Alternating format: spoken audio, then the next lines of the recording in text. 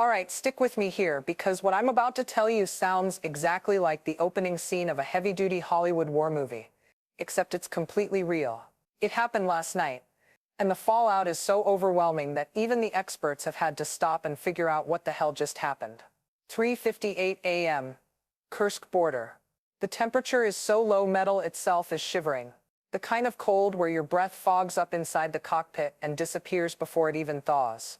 And in that cold, in pitch-black darkness swallowing forests most people have never heard of, an old Ukrainian MiG-29 is screaming along just above the ground. Alone, following an oil pipeline like a blade slicing through the night. Ahead of it isn't a military convoy. It's a massive Russian oil refinery, Zhrevska Refinery, pumping fuel for an entire offensive. A facility responsible for tens of thousands of gallons a day, not small potatoes. This is the lifeblood of a war machine. And the kicker? This refinery had no idea a smart bomb was on its way to knock on the door. Not some half-assed strike. This was a meticulously planned Ukrainian hit built around a 20-minute window. Because what happened next? What unfolded in a few dozen seconds as that bomb fell from 8,000 meters, sent Russia's entire logistics capability in the sector reeling. But what makes this story truly wild isn't the moment of detonation. It's the fatal mistake that came before, letting a fully loaded fuel convoy prepare to roll out of the plant without realizing Ukraine had already turned the whole area into a strategic trap. Let me back up and give you the context, because context is the key to this whole thing. 3:58 a.m. Kursk border region. Pitch black, cold enough to freeze both metal and men.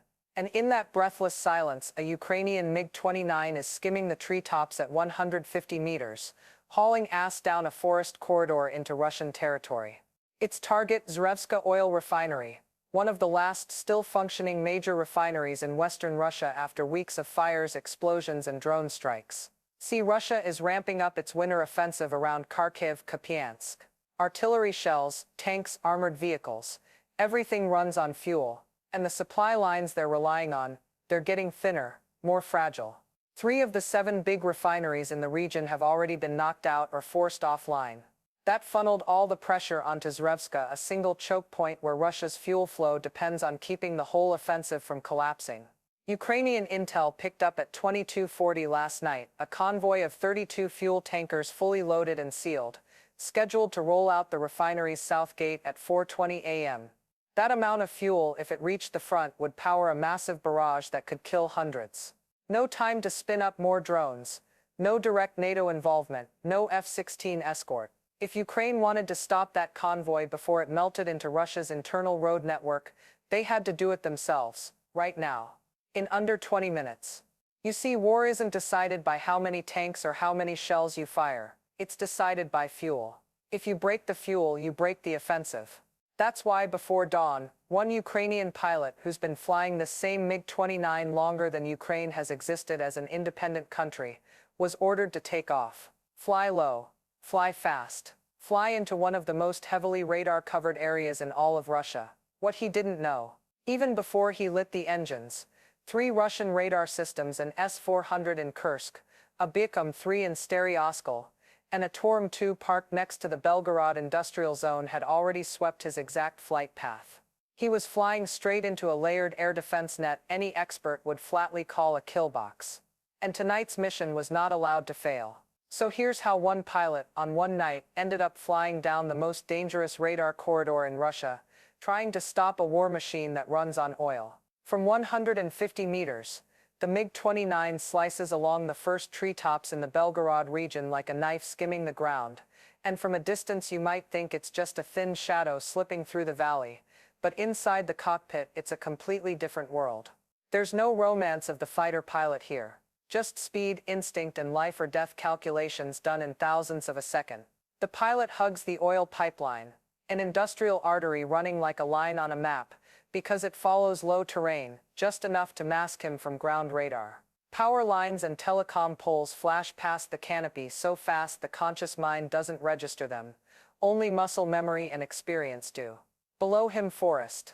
Above him, a Russian radar web scanning every inch of sky.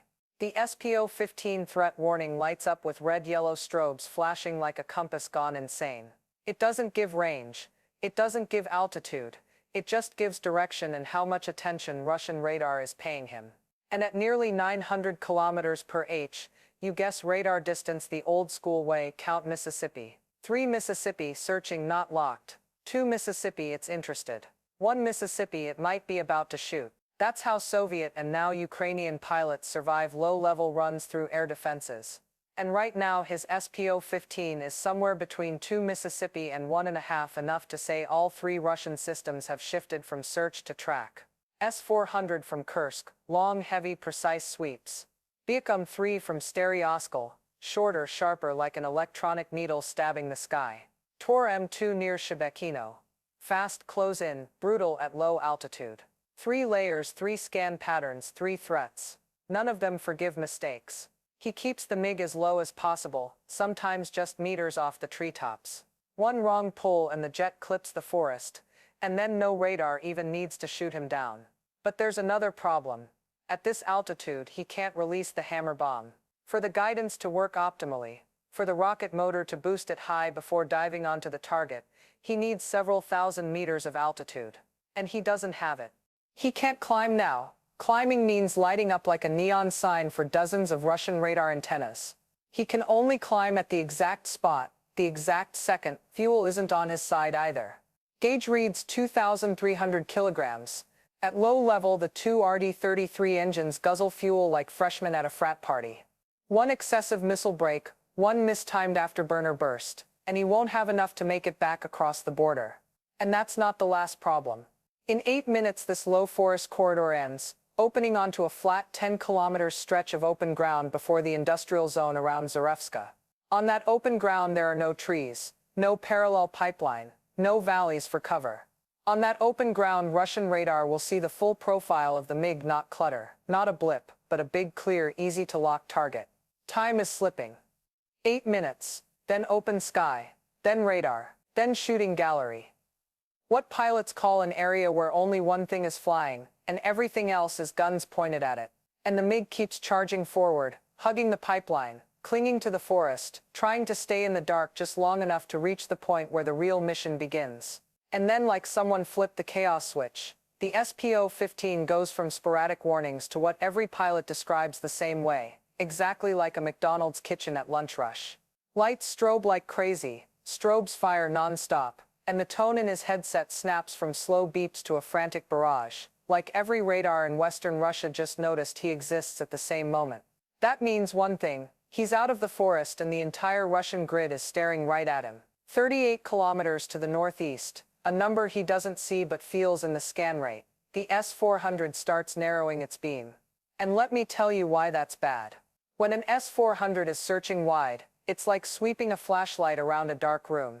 When it narrows the beam, it's not searching anymore. It's found something. And when the beam collapses into a laser-thin line, it's tracking. 38 kilometers, low altitude, still strong enough to lock. Radar doesn't care if you're in a 30-year-old jet or a stealth fighter. It just needs a reflecting surface. And right now it has one, the MiG-29. The tone in his ears turns into one long unbroken shriek. The most threatening sound a pilot can hear, hard lock. Ready to fire. His reaction has to be instant. Not a second, not half a second. Instant. He rolls into a knife-edge turn, nearly 90 degrees bank, max G to one side, holding altitude on leftover wing lift, vectoring velocity perpendicular to the radar beam. Classic trick, something you only try after thousands of hours, 0 radial velocity. If you're neither closing nor opening range, Doppler radar can't see the frequency shift. No frequency shift equals sign, it can't separate you from the ground. For one almost impossible moment, the S-400 lock breaks. The SPO-15 drops from continuous tone back to fast beeps, almost pissed it lost the target. But the win lasts exactly 3 seconds. Because the Tor M2 near Shepakino lights up right then. If the S-400 is a sledgehammer, the Tor M2 is a scalpel, smaller, faster, deadlier at low level. Different band, different refresh rate, and it hunts things skimming the dirt. Like his MiG, SPO-15 strobes shift south, thick, sharp, short bursts. Tor has him. He dumps chaff, but not just one kind. First 2.5 centimeters chaff for X-band. aimed at the S-400, 120 bundles of aluminum-coated glass fibers exploding behind him like a glittering metal cloud in the dark. But Tor works K-band, higher frequency, shorter wavelength, so old chaff is useless. He hits the second button. Hundreds of tiny 4.3 mm bundles burst out. In seconds, the space behind the MiG becomes a chaff corridor, a tunnel of false returns that makes Russian radar guess which blip is real. But he doesn't stop there. Left thumb flips to the SPS-141 ECM pod trigger. Jamming kicks in like an invisible explosion, analyzes the Tor's frequency, and starts feeding fake signals back. Range gate pull-off. One of the most beautiful tricks in electronic warfare. Imagine the Tor shining a flashlight on him in the dark. His ECM creates a brighter fake target right next to him, then slowly drags that fake target away. The radar follows the decoy, and drops the real jet. That's why the Tor suddenly loses track. But the price of disappearing is he's now flying at 50 meters. 50 meters isn't flying. It's refusing to die for one more second. One power line, one tall tree, one gust, and you're no longer a pilot, you're part of the terrain. CFIT, controlled flight into terrain. What accident reports phrase politely, but really means you flew into the ground perfectly awake. The SPO-15 is still screaming from multiple directions. Russian radars haven't lost interest. They're just guessing where he is inside the chaos he created. But the mission won't let him stop. Because ahead, down the flight path, past the last forest, past the pipeline, the hammer release point is exactly 8 kilometers away. 8 kilometers to climb high enough. 8 kilometers to not get shot. 8 kilometers to live. And when you're doing 900 kilometers per h at 50 meters, 8 kilometers isn't far. Instantly, the Ukrainian pilot makes a decision any combat training manual would call forbidden, reckless, unwise, borderline insane. But in war, when the entire Russian air defense grid is tightening around you like a steel clamp, sometimes the most irrational choice is the only one that can save your life. He stops hiding. He stops trying to sneak under trees or terrain. He chooses total chaos, complete and absolute. Because if every Russian radar is locked on the same target at once, no system can coordinate a clean firing solution. If they can all see him, no one actually knows where he is. It's the only way to break the rhythm of an air defense network built on synchronization. And he does it by lighting full afterburner. Both RD-33s roar into bright blue-white flame, exploding like a metal torch against the black sky, rocketing the MiG-29 from 50 meters straight up like a burning bullet, lighting up the forest below for a split second.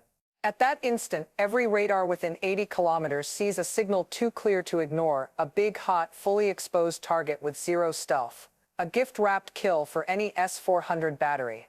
The SPO-15 in the cockpit nearly explodes from signal overload. From scattered beeps to one long, urgent metallic scream. 3 directions: northeast S-400, east Buckham 3, south Torum 2, all blazing on the scope like a matrix. 3 systems lock him simultaneously. This isn't warning anymore. This is the sound of a machine predicting your death. But he can't stop. He keeps climbing. 600 M1000 M2000 M. G-force crushes him into the seat like someone sitting on his chest, edges of vision going gray. Gray out creeping in, but he keeps pulling. Because he's not high enough yet, not to hide but to release the hammer. The bomb needs altitude for its rocket motor to boost it to the top of its arc before diving onto the target at the perfect penetration angle.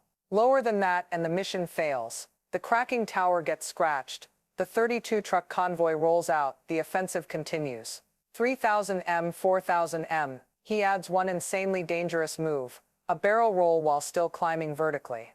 The MiG spins around its longitudinal axis, carving a chaotic corkscrew in the sky. To Russian radar, it's an unsolvable math problem. S-400 and Buckham 3 guidance is built for stable variables, velocity, heading, time. But a target twisting like a bent needle breaks every algorithm. Every time the radar predicts his next position, he's already somewhere else. And while the systems chase a phantom flight path, he hits 4,800 M, then 4,900, then 5,000. Here he rolls inverted belly up, nose toward the ground. And that's the one and only spot in the entire mission where every condition for hammer release is perfect: altitude, range, speed, target angle. But the price is he's now sitting in the center of 3 Russian kill zones from 3 of their best air defense systems. And right at that moment, the exact second he reaches the spot the mission demands, the Russian launchers fire. Two 48N6 missiles leap off the S-400 rails at multiple times the speed of sound. Buckham 3 goes hot, Torum 2 is cleared to engage. On Russian radar screens he's no longer a target. He is the target, the center of the entire regional air defense grid. And he has less than 40 seconds to live. Less than 40 seconds to drop the one bomb that can rip the heart out of Zhrevska Refinery. Less than 40 seconds before 3 warheads weighing hundreds of kilos each turn him into scraps in the Belgorod forest. But those 40 seconds are exactly what he just climbed up here to buy. Because only here, only in this attitude, only in this moment, can the mission move into its final phase, release the hammer. In the moment when 3 Russian air defense systems all have hard locks, amid the unending scream of the SPO-15 and strobes going berserk across the panel, he holds the MiG rock steady for exactly 2 seconds, the only 2 seconds he can hope to keep the jet still long enough for the weapon to arm. In those 2 seconds the hammer runs its entire boot sequence at electronic speed. GPS grabs 12 satellites, INS syncs acceleration data. Rocket motor checks ignition circuit. Nitrogen cooling chills the IR seeker to 40 degrees Celsius. Flight computer loads the initial trajectory. All in less than a heartbeat. When the HUD light goes green, he doesn't wait another millisecond. He punches release. The instant the 250 kilograms bomb separates from the belly, he feels the MiG jump upward, like someone just ripped a heavy backpack off his back. No time to admire it. No time to watch the weapon fall away. The second the hammer clears the jet, he rolls upright and pulls full stick into the ground, starting a dive any pilot would call suicidal. But it's the only dive that can save him now. 9.5 G. So hard his bones creak, abs crushed, blood pooling in his feet, vision narrowing to a gray tunnel, and half a G more and he'd black out completely. But he keeps pulling, keeps crushing, keeps driving the MiG from 5,000 m straight down like a metal meteor. Speed climbs 900 km per h, 1,000 km per h. Mach 1.05. Air slams the wings like giant fists, shockwaves exploding off the fuselage as he punches through the sound barrier. Meanwhile, behind him up in the sky he just left, 2 S-448 N6S are streaking toward where they predicted he'd be. But their prediction was based on a pilot climbing straight, not a pilot who suddenly folded and dove supersonic toward the dirt. Russian radars can't keep up with that axis change. The moment he drops below their minimum look-down angle, S-400 loses lock. The missiles fly blind for a few more seconds, searching for a return they'll never get, then self-destruct above 8,000 m. 2 meaningless fireballs in the night. To the east, the Buk M3 makes a different mistake.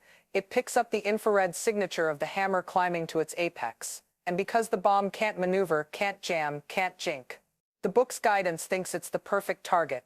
It locks hard onto the bomb itself as it arcs toward 8,000 m before diving on the refinery. $1 million shot at something flying a ballistic path. Shooting the bullet after it left the barrel. Satisfying, but pointless. Meanwhile, the MiG is already down to 300 m, then 200, then leveling at 120 m. One of the rare altitudes where Russian radar gets cluttered by terrain, and the jet is low enough to weave safely. But safe is relative.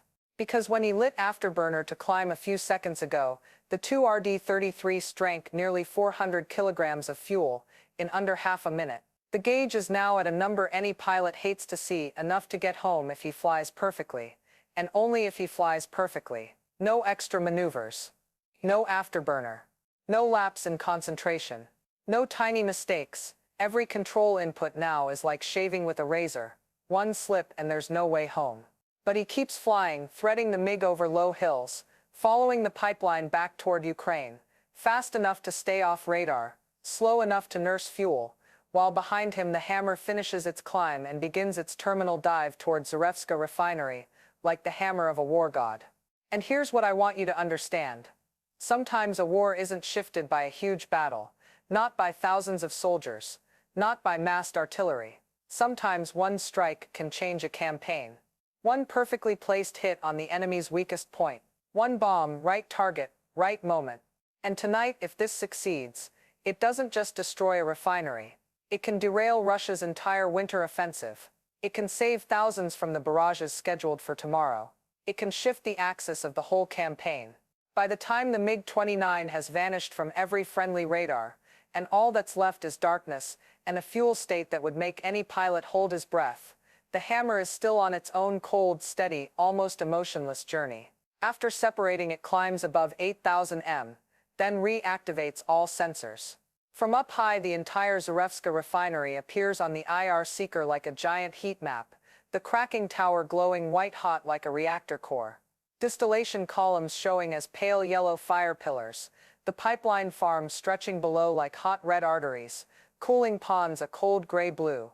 Heat signatures, shapes, structures, thermal deltas, all match. The bomb's processor identifies the cracking unit in under a tenth of a second. A 2.3-degree correction is made, too small for the human eye, but enough to put it on the perfect dive line. 8 kilometers away, a Ukrainian drone loiters at safe altitude, watching everything through infrared. Its operator zooms in, finger on the record button. On the screen, a small white dot accelerates by the millisecond. 7 seconds, he whispers. 6. Down on the ground, the refinery is running like any normal night. Industrial lights on. Pipes hot, no alarms, no warnings, no one knows something is coming. 5, 4, 3. AI shows predicted impact converging dead center on the cracking unit. 2, 1. At over 340 m/, equivalent to a car hitting a wall at 3,000 km/, the hammer punches straight into the cracking tower. The smart fuse sees heat-resistant steel and detonates instantly. The explosion doesn't bloom into a fireball first. It starts with a crushing overpressure, nearly 300,000 psi, collapsing the metal from the inside, the entire structure imploding in milliseconds. Only then does fire appear. First a red-orange flash, then a jet of burning gas rips open the pipeline running along the east side. A river of fire erupts like someone just lit a fuel river. Crude storage tanks ignite in a domino chain, secondary explosions feeding a fire column over 200 meters high.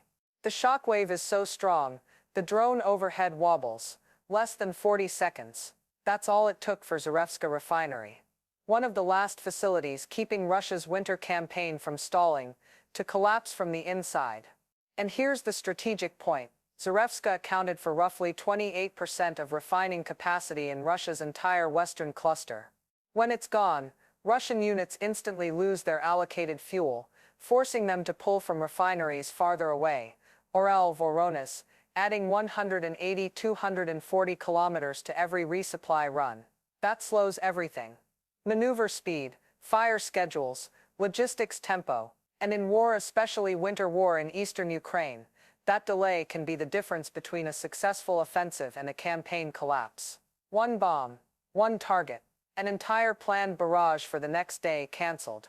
In Kharkiv and Kupiansk, that might save hundreds of lives. At the operational level, it forces Russia to rethink its entire tempo. At the strategic level, it proves that sometimes a single precise strike, from a country fighting for survival with the most modest tools, can shake a giant military machine. And that's why tonight's strike matters. Not tomorrow, not next week. Right now. If this story helped you understand what's really happening on the ground, hit subscribe so you don't miss the next breakdowns. Thanks for watching, and see you in the next one.